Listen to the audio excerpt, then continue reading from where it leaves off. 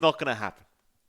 But you can't get scared of Rubik until you see it rush like a Daedalus at the end game. I've seen it. I've seen that happen.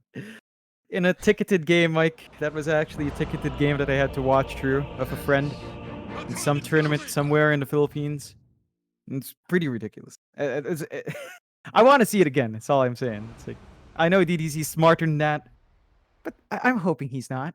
You know, just turn off the brain a bit, DDZ. Listen to your heart. You know it to be true, DDZ. 50 base damage, stealing the hero damage, minus 4-second cooldown. Don't tell me that doesn't shout right click to you, because it does. It does, John. But he is a smarter player than that, John. He's not like us. He's not about the memes. He's about the wins. That's all that matters in the Summit 13. Though we do like memes, and you've been doing a lot of that recently, John, which I do appreciate, by the way. Yeah. Very high quality. You. Almost. Thank you. Almost too high quality, if I must say. It's intimidating, John. Very intimidating. I really want March to at least acknowledge that picture of me. He's not happy. No, that's exactly what he does when he smiles. You know, I'm like, hey, March, how are you? Smiley face. That's him. That's exactly it. Yeah, that's exactly what he's doing when he smiles. That's what I imagine now. So every time I'm going to say hi and he smiles, I know what he's saying. I know it. He knows it. I knows it. He's probably not going to say a word to you now and make you feel very paranoid. It's the play to do, March. You do you. Don't worry about John. Make him feel very insecure about himself. Oh boy. It's not going to be comfy. You know, there's still more Among Us games to cover, so we're going to run into March a couple of times. Still no scuffle over these runes. Both sides playing rather safe. Going to go for the 2-for-2 bounty rune trade. So an interesting move here from 496 though, but you mention this all the time. They are starting with a tri-lane bot here, Mike. Bombi, who has disconnected, is staying down here. Looks like he was going to work his way down there first. Maybe look for that first blood. It's not the Oracle with a root though, so it's just going to be the Thunder Strike. The lockdown's going to have to come out from that BB and from Jokam in this case.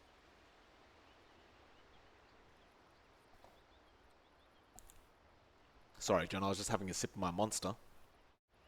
Very nice. No problem. You got to do it, you know. You do. I was kind of hoping you'd talk longer, so I wouldn't have to, tell you that I was doing that. But that's all right. Shout out to Monster. Shout out to Monster, indeed. Jokam now the one disconnected here on the Mirana, so we'll wait him out as well. Yeah, taking turns, going in and out. Probably maybe flexing a KTV machine. And now I want to imagine every C team just has this KTV machine in their boot camp, where like just some karaoke machine. So it's just like a TV with, in the Philippines, it's like a TV with like an arcade cabinet with a speaker on it. And you have like this it's always the worst quality microphones you can get, with the most reverb dialed up. And I can just imagine every team now in their boot camp rooms where they're playing have one KTV machine. And if they're having a bad time, they just start singing in the middle and just get it worse. I'm not sure if that's actually improving anything, especially if we base it on, certain performances we've already heard, Mike. But I want to imagine that's what Jokam sneaks off to do, get a little singing going, flexing his fingers around a bit for the hours to come in. Anything's going to sound better than what Whitemon provided, I'll tell you that, John.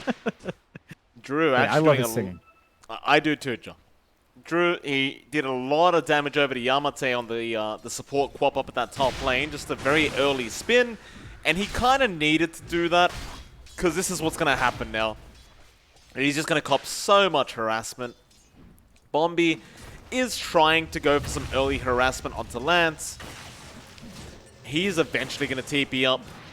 And we talked about this yesterday, but Bombi pretty much does this every game, where he'll show up at the bot lane and just get a bit of harassment in onto the opposing safe laner before he does TP back up. Thing is though, Drew does have to suffer through the first wave while he does do it, and he did cop a hell of a lot of damage and have to go through his first salve already. Even now, after that salve, he just goes back down to half HP. He's probably really waiting for the moment where he does have his healing ward available. He looks like he is going to need it. It's not going to be a fun time either way. You're already hitting your level spikes here. on this dual lane for a start. The damage output's ridiculous. Bombi is pretty much down to his last mango, so he's going to have to make this work on Yamate. But you're already dancing here if you're Candy Loon. You've bullied out Drew, you're finding your last hits. Her Jug's one wave down, 5-0. And that's just going to enable Yamate to perhaps line himself up for a rotation down the line. Just an excellent start on the pause for Quap, being as disruptive as possible. Of course, taking a look at mid now as well. You've got Hung here on his mag up against DDZ's core Rubik. And this is the fun lane. This is the dank lane. It is very even in terms of farm though. 12-1 for our mag, 13-3 for Rubik, and that's basically the story, right? Like, unless Hung missteps or if DDZ missteps, neither side's really going to be finding too many kill ops. They do have stable ways of clearing out farm with their wave clear abilities, with the empower you have on Hung, but you're not going to go hunting for kills across these two heroes. No, you aren't. DDZ, though, doing his classic core Rubik things. Ahead in last hits. You love to see it from DDZ. The last time we did see him playing the Rubik, he was quite influential throughout the early game, but when it comes to the mid to late game, he did start dropping off quite a bit in terms of net worth. So I'm looking to see whether that'll happen to him this game around on that Rubik. Because you don't really want to drop to, you know, the bottom half of the net worth board if you can avoid it, even as this Rubik. And considering the Rubik can have so much wave clear potential, it really shouldn't be happening. No, really shouldn't. You can see Hung again being forced back just from the aggressive plays of DDZ. You just can't trade too well, especially when you do opt for Empower, of course. Shockwave does take the back seat. We'll see if he does get some stacks built up here, Hung. And if those power runes are going to be contested properly. Of course, down bot, you've got the split lanes. Jokam just trying to pressure Mosin, contest those pulls. That has left our course alone here. Lance dropping low, but it's a Morphling. Not the best last hits for Lance here. 13-4, kind of matching the struggle we're seeing from Drew. So both safe laners and both sides just not having the best of time so far. Good pressure out from our off lane. Certainly is. That BB, of course, he's an expert in this off lane, especially on heroes like the Mars. We do see him a lot on the Bloodseeker, but he does enjoy his Mars as well. Mosin, he's going to apply a bit of pressure now onto that Mars, but I think that BB's already had a decent enough time with how this lane has been going. Of course, with Jokam on the Mirana as well, being able to rotate around, he's going to be able to just get solo XP off this lane, which is going to just give him a great advantage on that Mars. So, it's funny enough, Lance is the one in front in terms of XP, which is kind of surprising. But, yeah, we'll see if he can keep up. I think it's more down to the fact that, you know, they've gotten some successful pulls. Lance just been able to camp the waves by himself. Jokam, he's been trying to match the pulls, but he's also stuck to that lane with that BB a little bit more to get his level 3 at faster timing. So, you know, it kind of cost the initial wave there, and he does actually sneak in for the rune. It looks like Mosin's not going to find anything bot, but they should secure top, and Bombi did cop a lot of damage for that one, but it still goes Yamate's way. Yeah, Bombi. Let's be a bit cautious. He'll go for the small camp pull, but Yamate can blink in with another Shadow Strike. Bombi going for that salve straight after. Looks like he will be okay. Poor old Drew, he's kind of just been left with no creeps, but they will eventually come towards his tier 1 tower. He'll be okay to farm, as Bombi is going to be in danger. He got Shadow Striked up, but the kinetic field going to keep him safe. He needs to try for the deny, but he cannot get it off. He does die to the Shadow Strike damage. Yamate, the one to claim the first blood on the Queen of Pain. It's going to be a very nice start for him. It's going to be a really smooth ramp up for the Quap. Really important for this kind of pause 4 to get off on that running start.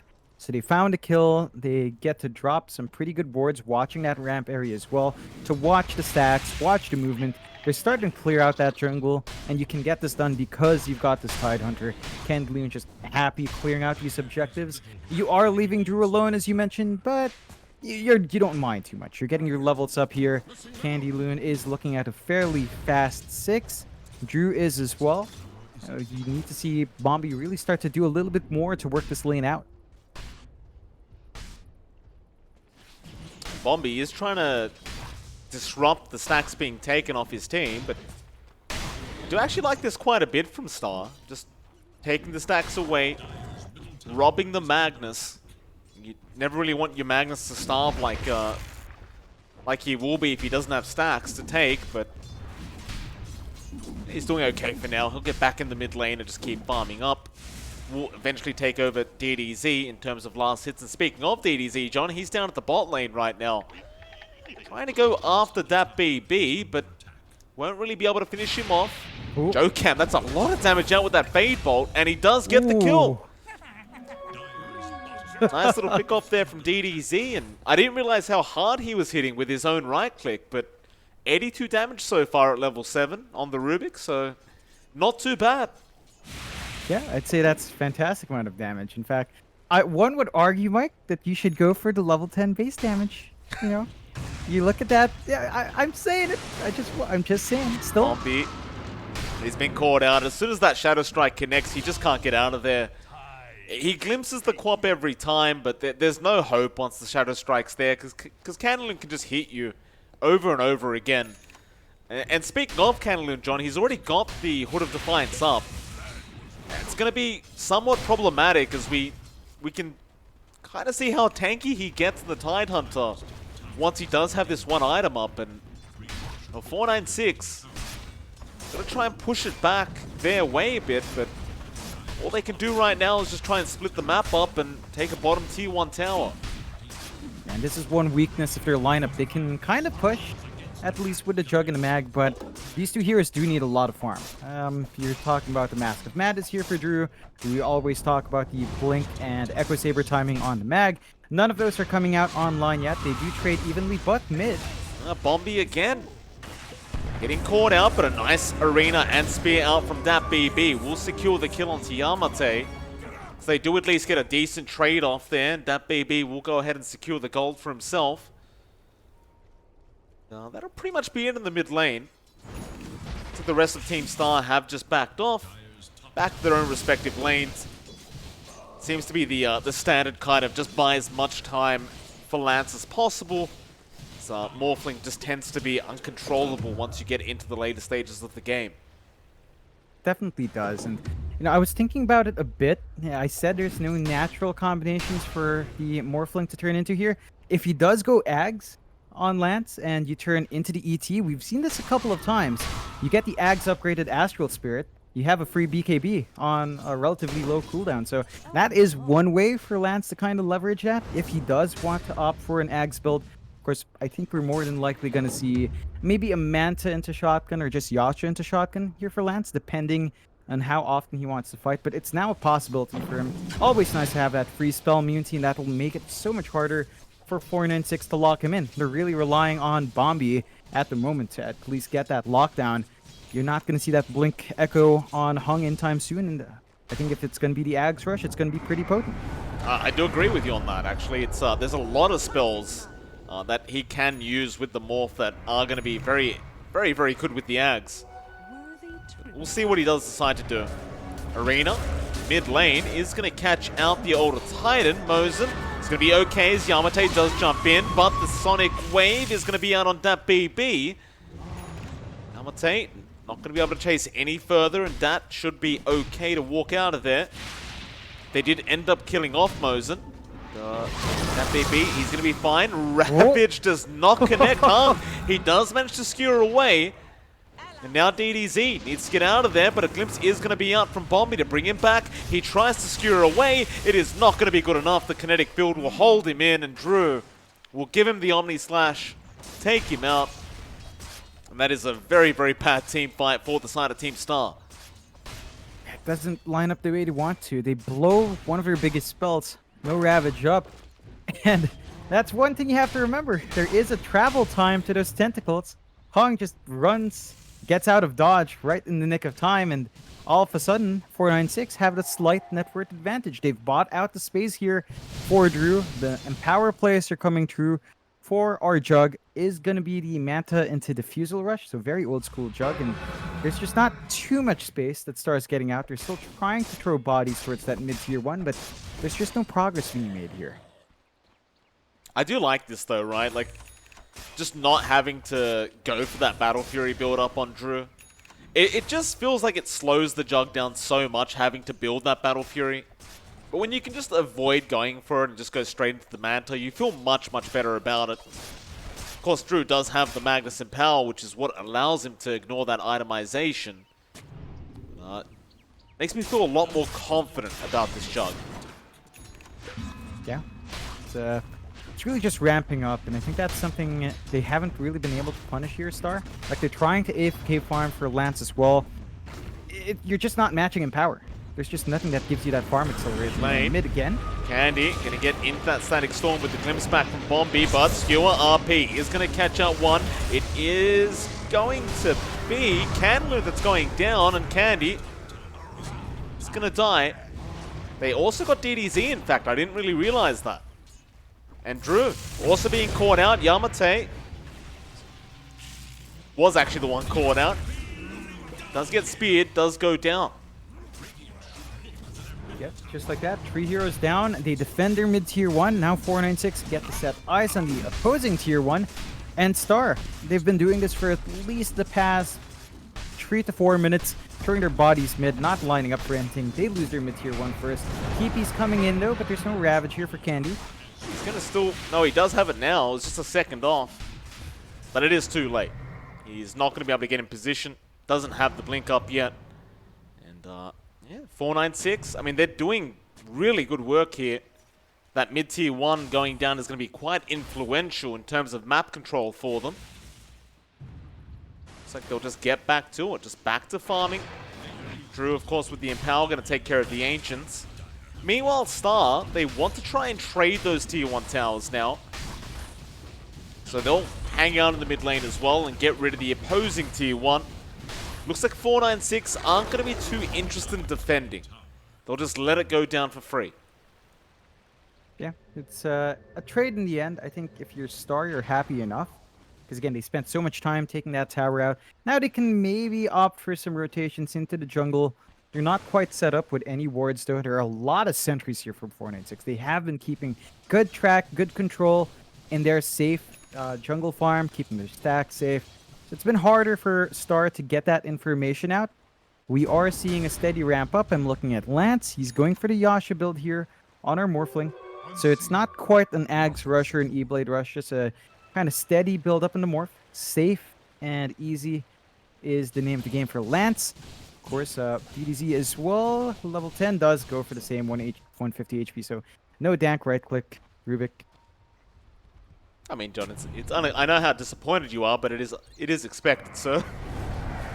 It's 150 HP, it's not much. It's still HP, John. Marino's gonna come out, that BB. Catching out one in the form of Candyloon. Bombi in a very awkward position. Gets a glimpse off, but will die anyway. With that, they can secure those top bounties. Yeah, it's a nice pick off to get into the perfect time to at least secure these bounties for themselves. You're not really too happy as Bombi. He's died multiple times. 0-4, 5 assists. Not the best of times for him, but this isn't one of his, one of his comfort heroes. He's still doing a good job in terms of zoning, in terms of getting info out. But yeah, you are bleeding some gold away, which is never fun. Still, Star has some space to close out. Really nice scan here from 496, knowing where they are, but they just did find a kill. So it's a bit of a over-the-top kind of scan. They are farming the right spots, though. Drew's just playing bot this entire time. There are no wards down bot to track him from Star. There's no movement to punish the Jug. They are smoked up. Maybe this is when they go for the punishment. There's going to be a decent smoke here. They have the Ravage. See what they can get done. Of course, they'd love to find Drew, and they kind of need to, because he is farming a bit too quickly here on the Jug. But how do you get into this triangle? I mean, Star, they're just posturing in that mid lane. And Drew does show himself now, but looks like they're not really going to be able to do much. The smoke wears off, they'll back out. 496, I mean, that BB is running at Mosen as we speak, but it looks like he hasn't spotted him out. Instead, that BB going to go up towards the north. Yeah, may find somebody as Bombi is going to get stomped. Does have help around him though, and it seems as though Team Star are well aware that this could be a dangerous team fight to take. They are going to back off once again. 496 will take over the Radiant Triangle.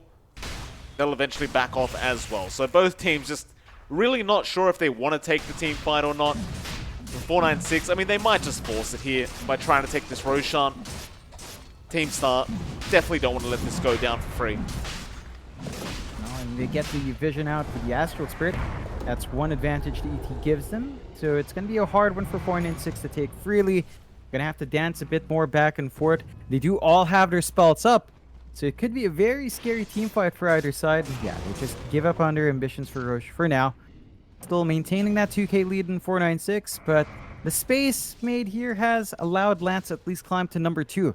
So Morphling still making good strides here into that Manta style. I mean, he is. It does feel a bit slow, I've got to say, from Lance. Like, the problem is, John, once he has the Manta, it's not like he's going to be a powerhouse.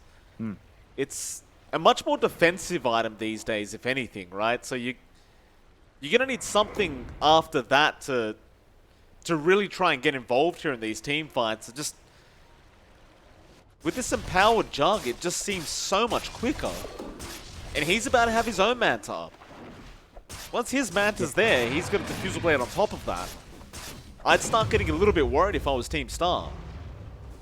It is a reason for concern.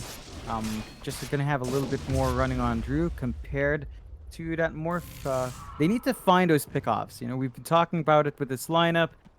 If not the pickoffs in the team fights, because they do have those big spells, it's just that they are worried about playing into 496's game plan. They need to have some confidence, though. Like, you're giving 496 a superior farm, as you mentioned. Even the farm here on Hung, he's already set. Blink Dagger and Echo Saber done on the Mag. So they can start looking for plays there. They do have this blink up on DDZ. So this should allow Star to find better angles here, get some better spells to steal, and get work done from there. But again, this time spent farming is just not very efficient. The lead just keeps going for 496. We're not even seeing any kills, but they are just that much more efficient. And you mentioned it, but Empower is just a hard spell to play against. It is. Manta up on Drew. They have the blink now available on Candloon at least, so you do have that kind of mobility and initiation that they were looking for on this Tide. Problem is 496 are the ones that have smoked up. I believe Team Star are the ones who want to be aggressive. DDZ going to avoid the gank that was coming in, but JoeCam does get the Yules off into the arrow. You don't want to lose this core Rubik like this, but they do. And now it's back into the Roshan pit. They know they have the advantage without that core Rubik around. You do have that Blink Ravage. You might just need to force this team fight.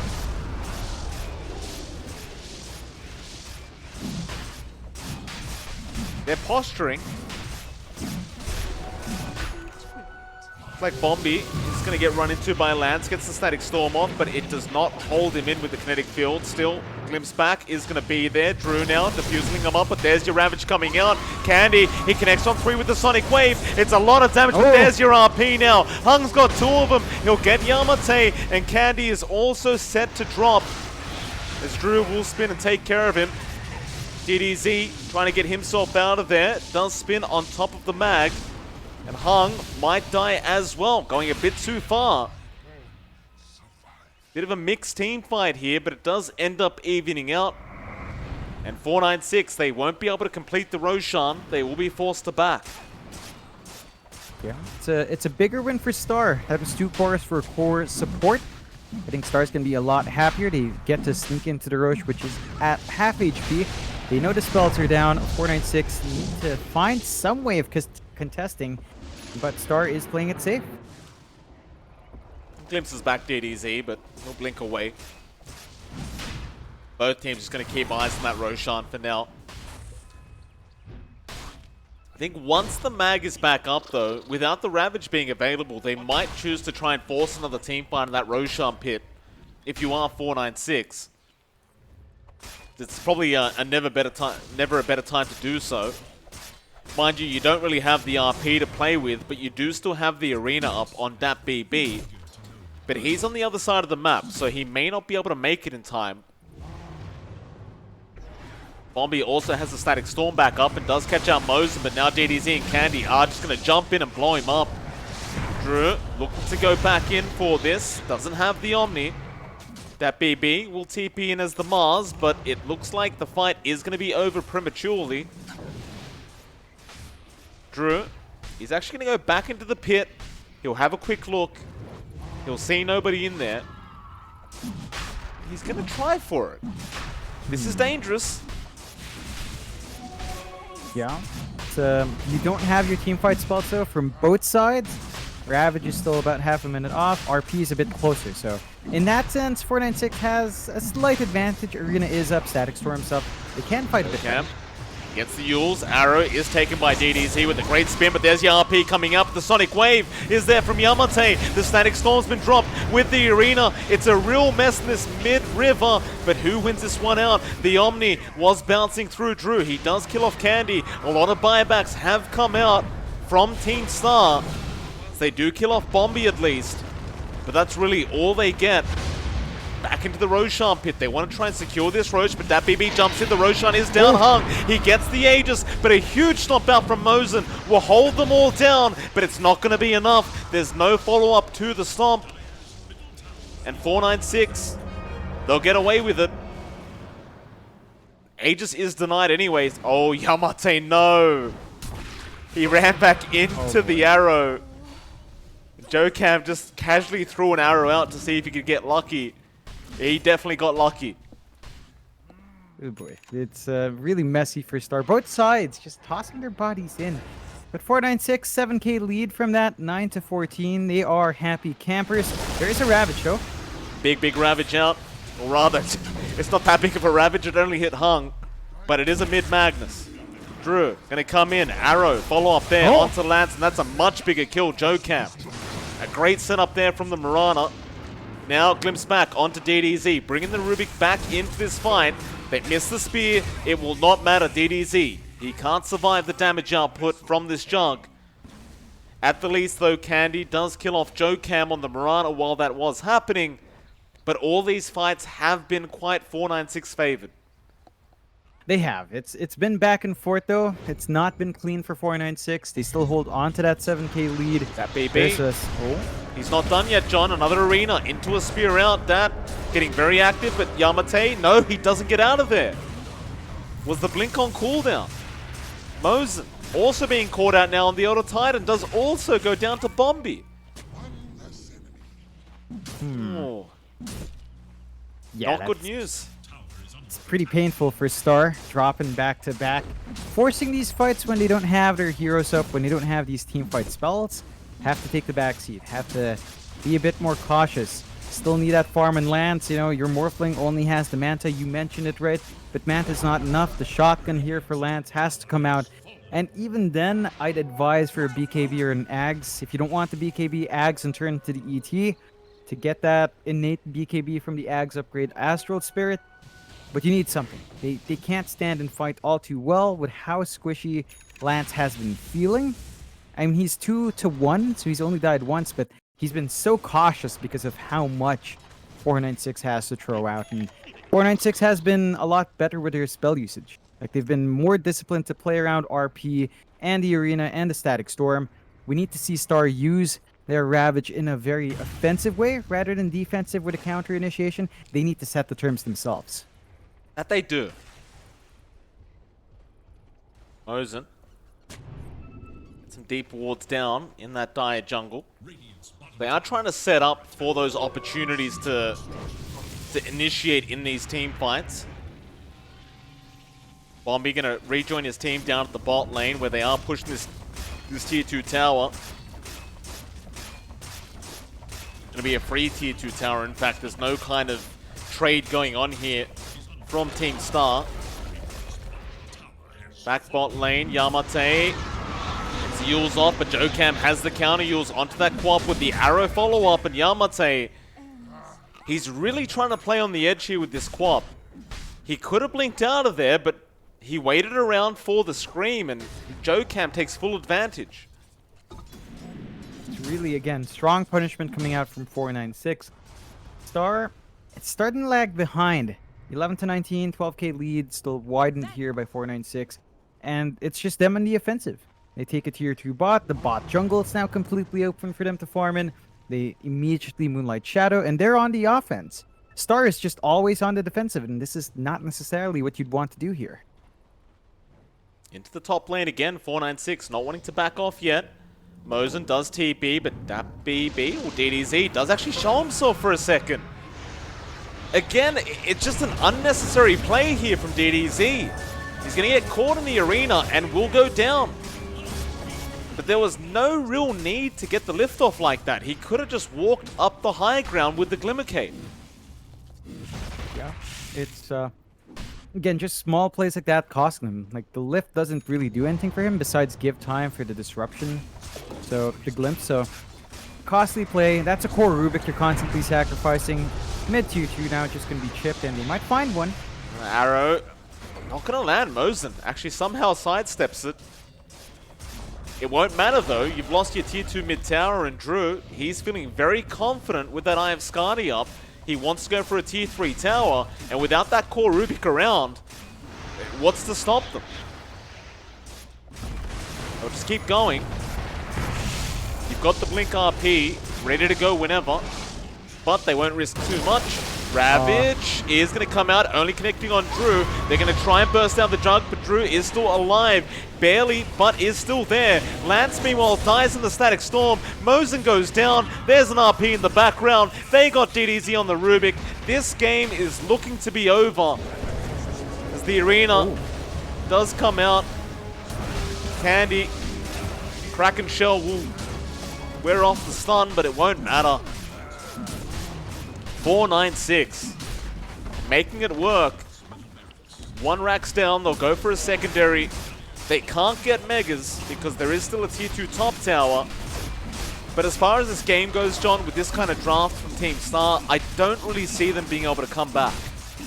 It's really hard. And their high ground is just so reliant on these cooldowns. Once it's out, you don't have much of a defense, so you lose your bot. And Yamate again. He's caught out. Just a bit slow on the blinks today. Or JoeCam's just been... Oh, JoeCam's been really quick on the Yules. There you have it, 21k net worth lead. And you look at the net worth difference between Lance and Drew, and it's just about 8k worth of a difference. Which is kind of insane.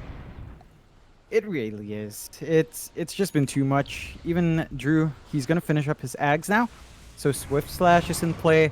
If you thought you were safe from Omni, this is just the second spike for the Jug. And we're not seeing anything here from the Morph yet. It's just kind of falling apart. Like, yeah, they had a good start. DDZ was winning out mid in such a big way again. But there was no follow-up this time, and they're going to have to find a way to make a high ground defense work. That BB. Yules is there on Lance. Arrow. Not going to connect, but they got the glimpse off into the Static Storm. No. He does mad to dodge the glimpse. Lance, a very nice play. At least they do waste the Static Storm. Yeah, optimistic from 496 to depend on Bombi. They knew the Manta was there for a while now. And just give it a little bit more props there to Lance. He knows how to dodge it. And just press that button. Now it's their time to smoke up. They know those big spells are down. Ravage is about 10 seconds off. This could be Star's fight to take now. Should be. Well, they need to take some kind of fight. They can't just allow themselves to just get high grounded like they've been by 496. Now, smoke broken on Mosin. Hung knows they're around there somewhere. He might get a huge RP off here. They're going to try and rush for the junk. Ravage was committed, but Drew, he's surviving through the damage output. They don't have it, and now Hung gets in for a massive RP into the kinetic field, into the skewer. DDZ's gone. This game's over. Oh, boy. Yeah, that's one way to close out. Big stall points coming out for Hung at the end. Big RP onto 4. Taking it out, and Star, I love seeing the core Rubik. It's a very different draft from them. They closed out with a Morph. They had some potency down the line with, say, Morph Ags.